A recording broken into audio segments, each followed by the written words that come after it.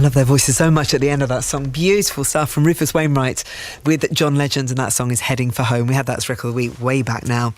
So Jake's on the way. Jake Shears warming up at the moment in our... It's my favourite studio, I'll be honest. It's kind of small and intimate. There are a lot of people running around getting things ready, tweaking and getting the musical equipment ready for Jake to sing for us. That will be happening in a very short time. Angela in Sheffield, a huge debt of gratitude from me to all the staff at Hallamshire and Weston Park Hospitals in Sheffield. A breast cancer diagnosis is never easy. Getting it during lockdown was a pretty low point. Without their skill and caring, I wouldn't be here.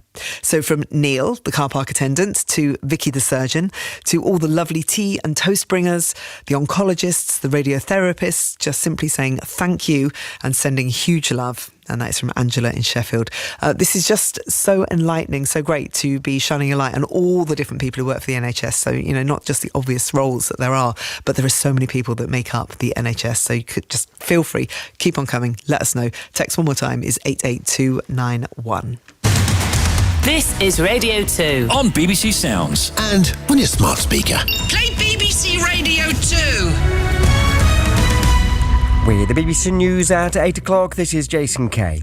It's been confirmed for the first time that British specialist forces are at the centre of a war crimes inquiry into killings during operations in Afghanistan.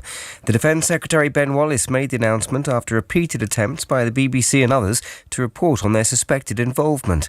Hannah O'Grady reports. Bereaved relatives and several media organisations, including the BBC, challenged the Ministry of Defence in its attempt to restrict any mention of Special Forces involvement in alleged war crimes. Ben Wallace said it was still the government's long-standing position, but because of the exceptional circumstances of this inquiry, a special case was being made. Panorama has for many years investigated allegations that SAS units carried out executions and murdered civilians on operations in Afghanistan. The MOD insists in future it still won't confirm nor deny stories concerning Special Forces.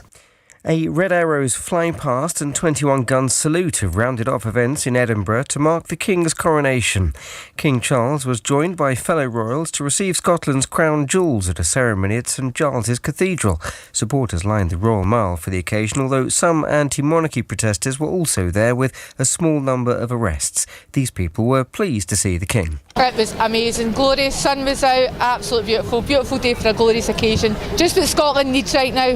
I'm very happy about it. He came to Scotland and he do his thing for the Scottish people here, even though all of them don't seem to appreciate it. To take the job from his mum when his mum passed away, and he's doing a wonderful job of it. It really is. The BBC has been told that Parliament Standards Watchdog, which is examining groping allegations against the former government whip Chris Pincher, will publish its findings tomorrow.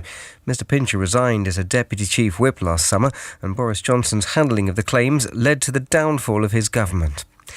3 Just Stop Oil protesters have been arrested after they interrupted matches at Wimbledon, with the Home Secretary Suella Braverman describing their actions as unacceptable.